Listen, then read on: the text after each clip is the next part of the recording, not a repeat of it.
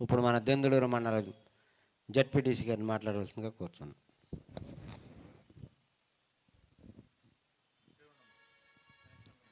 అందరికీ నమస్కారం అండి. ఈరోజు ప్రభుత్వ మెడికల్ కాలేజీల ప్రైవేటీకరణను వ్యతిరేకిస్తూ మేధో మదన సదస్సు కార్యక్రమానికి ముఖ్య అతిథిగా విచ్చేసిన జై భీమరావు భారత్ పార్టీ అధ్యక్షులు జడ శ్రావణ్ కుమార్ గారికి, ముఖ్య అతిథిగా విచ్చేసినందుకు, ఏలూరుకు విచ్చేసినందుకు స్వాగతం తెలియజేసుకుంటూ, ఇక్కడికి విచ్చేసిన ప్రతి ఒక్కరికి కూడా పేరు పేరున నమస్కారాలు తెలియజేసుకుంటున్నాను. వేదికను అలంకరించిన పెద్దలందరికీ కూడా నమస్కారం తెలియజేసుకుంటున్నాను. వేదికకు అధ్యక్షత వహించిన సంతోష్ గారికి, ఈ కార్యక్రమాన్ని మమ్మల్ని అందరిని ఆహ్వానించిన నరేష్ గారికి ప్రత్యేక ధన్యవాదాలు తెలియజేసుకుంటూ, మీ పనులన్నింటినీ పక్కన పెట్టి మన కార్యక్రమానికి విచ్చేసిన ప్రతి ఒక్కరికి పేరు పేరున నమస్కారాలు, ధన్యవాదాలు తెలియజేసుకుంటున్నానండి. ఎందుకు అనంటే, మనం ఒక మంచి కార్యక్రమం చేస్తున్నాం, ఆ కార్యక్రమానికి మన సపోర్ట్ కావాలి అని మీ విలువైన సమయాన్ని వెచ్చించి వచ్చినందుకు మీ అందరికీ ధన్యవాదాలు తెలియజేసుకుంటున్నాను. మా వారు ఈ కార్యక్రమానికి వెళ్ళాలా అని నేను అడిగినప్పుడు, నువ్వు కంపల్సరీగా వెళ్ళాలి, ఎందుకు అనంటే అది మన కార్యక్రమం, మనం కంపల్సరీగా పార్టిసిపేట్ చేయాల్సిన అవసరం ఉంది, ఎవరు వచ్చినా రాకపోయినా నువ్వు వెళ్ళు అని నన్ను పంపించడం జరిగింది. అలాగే ఇక్కడికి విచ్చేసిన ప్రతి ఒక్కరికి ధన్యవాదాలు తెలియజేసుకుంటున్నాను. ఎందుకు అనంటే, ఈ మధ్యన వైఎస్ఆర్ పార్టీ కార్యక్రమం ఈ ప్రభుత్వ మెడికల్ కళాశాలలకు వ్యతిరేకంగా కూటమి ప్రభుత్వం చేస్తున్న ప్రైవేటీకరణను వ్యతిరేకిస్తూ వైఎస్ఆర్ పార్టీ చేస్తున్న కోటి సంతకాల ప్రజా ఉద్యమం కార్యక్రమాన్ని సపోర్ట్ చేస్తూ, ఈ ప్రైవేటీకరణ చాలా దుర్మార్గమైన చర్య అని చెప్పేసి మాకు ఈ కార్యక్రమం మంచి కార్యక్రమం సపోర్ట్ చేస్తున్న జడ శ్రావణ్ కుమార్ గారికి ప్రత్యేక ధన్యవాదాలు తెలియజేసుకుంటున్నాను. ఎందుకు అనంటే, ప్రభుత్వ మెడికల్ కళాశాలలు ప్రభుత్వం నడిపిస్తే ఎక్కువ మంది పిల్లలు చదువుకోవడానికి అవకాశం వస్తుంది, సీట్లు కూడా పెరగడానికి అవకాశం వస్తుంది. అదే ప్రైవేట్ కళాశాలలలో మనం మెడికల్ విద్య చదువుకోవాలంటే ఒక్కొక్క కాలేజు సీట్ అడిగితే 1 కోటి నుంచి 3 కోట్ల వరకు ఛార్జెస్ చేస్తారు.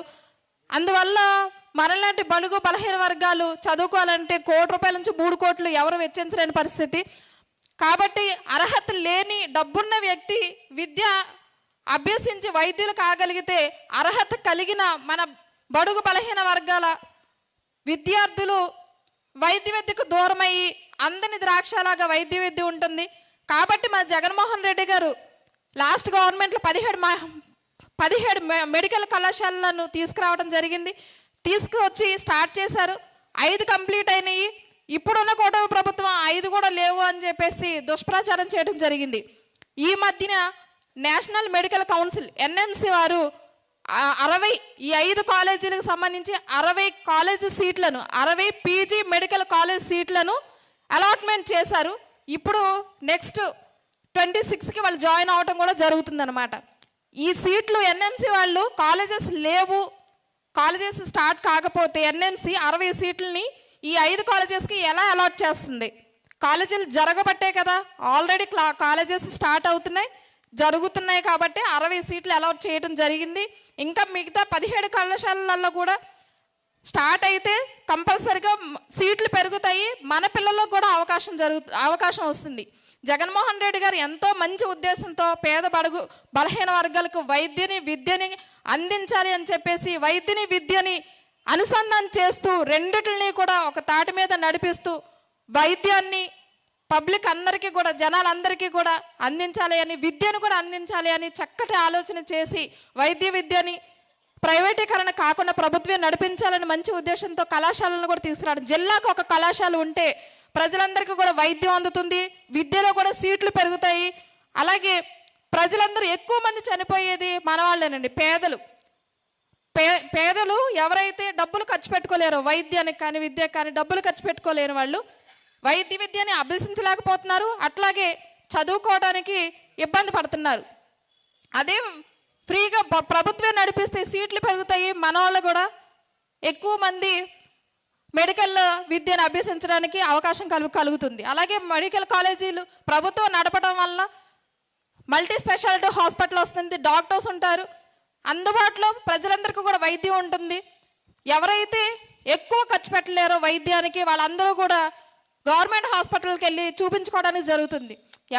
చాలామంది ఎక్కువ మంది వైద్యం అందక డబ్బులు ఖర్చు పెట్టుకోలేక చనిపోయే వాళ్ళు ఎక్కువ మంది మన కులస్తులు బడు బలహీన వర్గాలే. కాబట్టి విద్యని చక్కగా ప్రభుత్వం నడిపించాలని చెప్పేసి మంచి ఉద్దేశంతో ఇంగ్లీష్ విద్య కానివ్వండి, అట్లాగే ఫ్రీ ఎడ్యుకేషన్ కానివ్వండి, నాడు నేడు ద్వారా స్కూల్స్ బాగు చేయడం కానివ్వండి, అలాగే ఎన్నో మెడికల్ కాలేజెస్ని స్థాపించడం కానివ్వండి, అలాగే మెడికల్ విషయంలో కూడా అసలు చెప్పుకోకుండా ఎన్నో కొత్తగా కళాశాలను స్థాపించడం కానివ్వండి, అలాగే ప్రభుత్వ వైద్యాలయాలను కూడా రెన్యువల్ చేయడం కానివ్వండి, బెడ్లు ఎక్కువ చేసి రెన్యువేషన్ చేయడం కానివ్వండి, అన్నీ కూడా మంచి కార్యక్రమాలు చేసిన జగన్మోహన్ రెడ్డి గారిని మనం ఎప్పుడు గుర్తుంచుకోవాలని, ఈ మంచి కార్యక్రమాలకి సపోర్ట్ చేసిన జడ శ్రావణ్ కుమార్ గారికి ప్రత్యేక ధన్యవాదాలు తెలియజేసుకుంటూ, మంచి కార్యక్రమం మంచిగా మీరు సపోర్ట్ చేసినందుకు, ఇంత కష్టపడి ఇంత శ్రమించి రాష్ట్రం మొత్తం తిరుగుతున్న మీ యొక్క శ్రమకి మంచి ఫలితం రావాలని,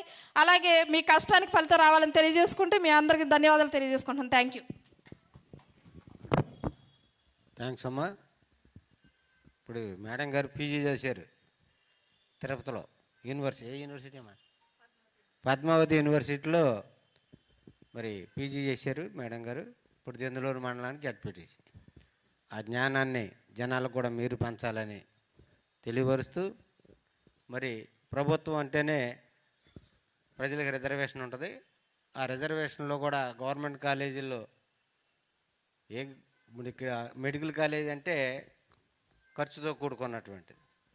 అందులో భాగంగానే రిజర్వేషన్ ఇవ్వాలి. ఆ రిజర్వేషన్ ఇస్తే మరి మన డిప్యూటీ మన దెందులూరు మండలం ఎంపీ వైస్ గారు పెద్దరాజు గారు రండి పైకి ఎక్కండి, నాగరాజు గారు. కాబట్టి అవన్నీ కూడా మరి వీళ్ళలో కూడా రిజర్వేషన్ ఇస్తే డాక్టర్లు అవుతారు. డాక్టర్లు అయితే మన వ్యాపారం ఎక్కడ తగ్గిపోద్దా అనే ఆలోచనతోటే వాళ్ళు ఈ విధమైనటువంటి ప్రైవేటీకరణ చేయడానికి మూలాలు ఏర్పరచుకుంటున్నారనే విషయాన్ని మన వాళ్ళందరూ కూడా అర్థం చేసుకోవాలి. ఆ యొక్క ఆలోచనని మీరు గుర్తు చేసినందుకు మీకు ప్రత్యేకమైనటువంటి జేబీఎంలు ధన్యవాదాలు తెలియజేస్తూ